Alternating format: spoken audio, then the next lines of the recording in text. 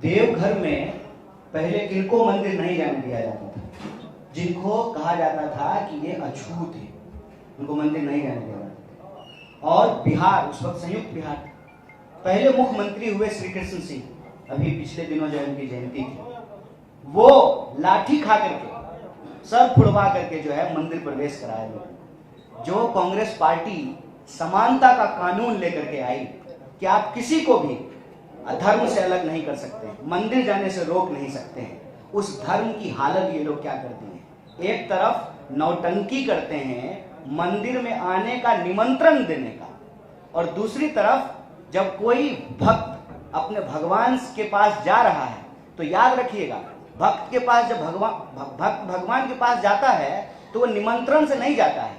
हमारी मान्यता ये है कि वो भगवान के बुलावे से जाता है।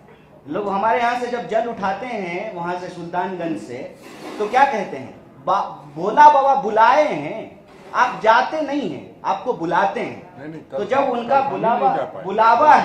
बुलावा है तो वो जाएंगे। ये मंदिर में नारा लगना चाहिए भगवान भोलेनाथ का, हर हर महादेव का। वहां नारा क्या लग रहा था, मोदी जी का। मतलब मोदी जी भगवान हो गए हैं। मोदी जी किसके भगवान हो गए हैं, और मोदी जी को कौन भगवान बना रहा है, और किस लिए बना रहा है? मोदी जी को भगवान इसलिए बनाया जा रहा है ना, ताकि इंसान के सवाल गायब कर दिए जाएं राजनीति से। इंसान का सवाल क्या है? देवघर का सवाल क्या होता है? देवघर का सवाल ये होता है ना कि देवघर में एम्स बनाएंगे, देवघर में विश्वविद्यालय बनाएंगे, देवघर में जो है सड़कों का चौड़ीकरण करेंगे, देवघर में नया स्टेडियम बनाएंगे, देवघर में रोजगार देंगे, देवघर में जो है महिलाओं के ऊपर अत्याचार नहीं होगा, देवघर में जो है सभी समाज के लोग, चाहे वो आदिवासी हो गैर आदिवासी हो, आपस में मिल करके शांतिपूर्वक रह सकें। ये सवाल है ना। कौन गुमराह कर रहा है इस मुद्दे को? याद रखिएगा, इस देश में राम के नाम पर, राम जी आराध्य हैं, पूज्य हैं, राम जी के नाम पर नाथू राम वाली नफरत की राजनीति स्थापित की जा रही है। और एक बात जान लीजिए, लंपट लोग से घबराते नहीं हैं। जो ये किए हैं पीछे से, उनको हिम्मत है तो सामने से आए ना, और सामने से आएंगे ना तो हम मोहब्बत लेकर के चल रहे हैं। जो नफरत लेके आएंगे ना, उनको भी हम गले लगाएंगे, क्योंकि हमारा काम लोगों को लड़ाना नहीं है, लोगों को बांटना नहीं है। हमारा काम दिल से दिल को जुदा करना नहीं है, हमारा काम दिल से दिल को मिलाना है। हम जो भारत जोड़ो न्याय यात्रा लेके चले हैं, याद रखिएगा, हम कहते हैं श्रमिक न्याय। वो श्रमिक जो भाजपा को वोट दे रहे हैं ना, हम उनके लिए भी न्याय चाहते हैं। वो किसान जो भाजपा को वोट दे रहे हैं, हम उनके लिए न्याय चाहते हैं। वो महिलाएं जो भाजपा को भी वोट दे रही हैं, हम उनके लिए भी न्याय चाहते हैं। और वो जवान जो भाजपा को वोट दिए लेकिन अग्निवीर के नाम पर जो उनके साथ छलावा किया गया, हम उनके लिए भी न्याय चाहते हैं। और इस बात को याद रखिएगा कि कैसी व्यवस्था बनाई जा रही है। बोकारो में आज ये सबसे बड़ा सवाल है, ठेके वाली नौकरी का। तो मैं आपसे पूछना चाहता हूं, गृह मंत्री का बेटा बनेगा बीसीसीआई का सेक्रेटरी, और देश के आम लोगों के बच्चों को मिलेगी 4 साल की ठेके वाली नौकरी। यही सच है ना। इस सच को हम लोगों को समझना पड़ेगा। और जहां तक ईश्वर का बात है, धर्म का बात है, हम सर्वधर्म संभाव में भरोसा रखने वाले लोग हैं। यही कांग्रेस की विचार है और यही देश का विचार है।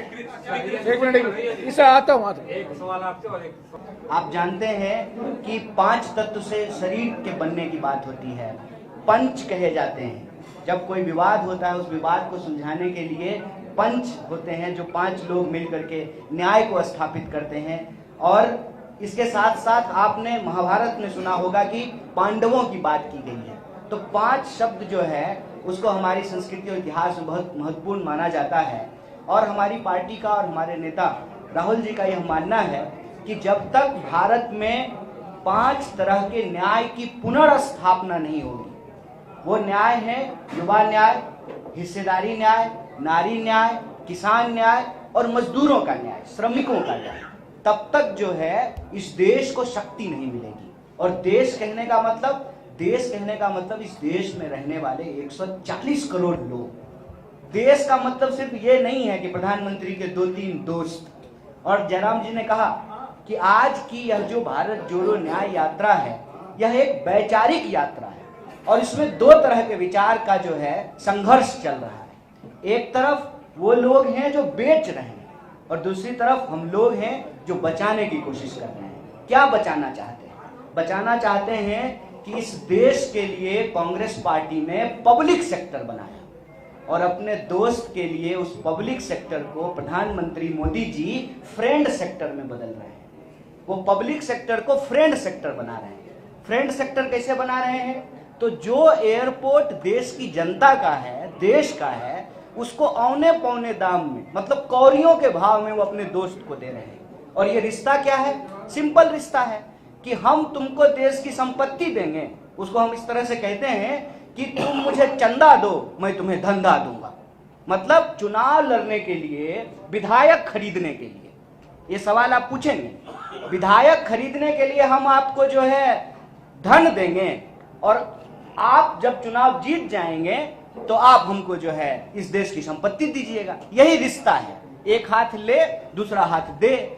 सवाल यही है ना कि लोकतंत्र को कौन बेच रहा है, और लोकतंत्र को जब बेचा जा रहा है तो लोग जो हैं, लोग कहने का मतलब 140 करोड़ लोग, उनको इस बात पर ध्यान ना जाए, उनका ध्यान इस तरफ ना जाए कि रेलवे उनकी है, एयरपोर्ट उनका है, बोकारो स्टील प्लांट उनका है, तमाम पब्लिक सेक्टर उनका है, उस तरफ उनका ध्यान ना जाए। इसलिए यह जरूरी है कि लोगों को आपस में लड़ाया जाए। ये बहुत पुरानी तकनीक है, ये लोग जो है ब्रिटिशर्स से सीखे हैं।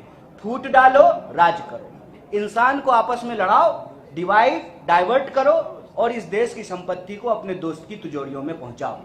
अब आप झारखंड में भी देख लीजिए कि, और सिर्फ झारखंड की बात नहीं है, आप किसी भी स्टेट में चले जाइए, बीजेपी का एकमात्र काम है कैसे एक ही समाज को आपस में लड़ा दिया जाए, कैसे जो है उनके बीच में अंतर्विरोध पैदा कर दिया जाए।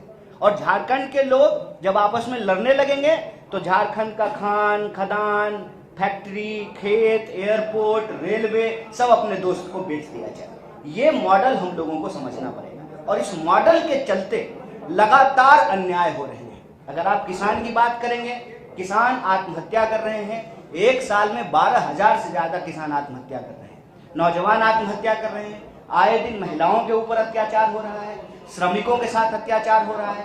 आप बताइए, आप सब लोग यहाँ बैठे हुए हैं, सरकार ने कानून बनाया, जब कांग्रेस की सरकार थी तो सरकार ने कानून बनाया कि 8 घंटा का काम करना पड़ेगा। 24 घंटा होता है, 8 घंटा काम का, 8 घंटा आराम का और 8 घंटा किसी चीज के सृजन करने का, सोचने का। मजदूर को भी हक है कि वो भी जो है टीवी देखे, समाचार सुने, कविता लिखे, कुछ बनाए, कुछ पढ़े, कुछ गढ़े।